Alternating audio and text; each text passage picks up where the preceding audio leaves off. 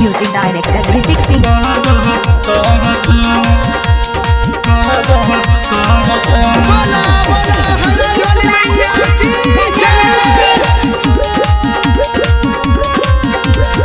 रवि के फूल माई लैली लाले लाल फल प्रसादी से सजवली पूजावा के ताल फल प्रसादी से सजवली पूजावा के ताल।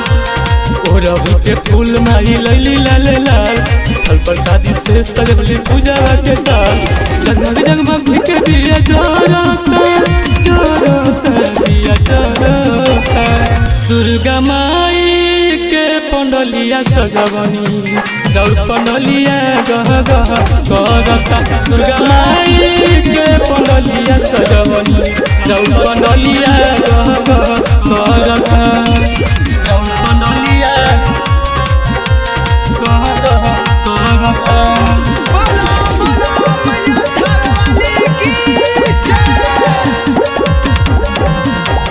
दौड़ पंडलिया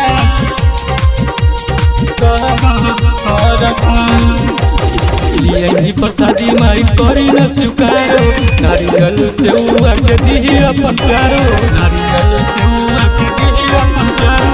लिया प्रसादी माई करी न स्वीकारो नारियल से के दी अपन प्यारो नारियल से के दी अपन प्यारो।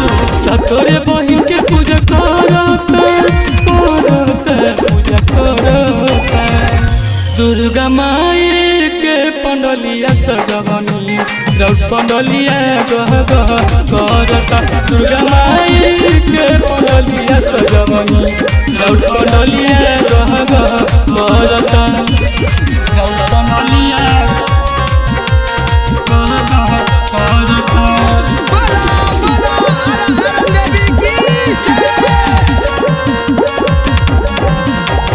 दौड़ पंडलिया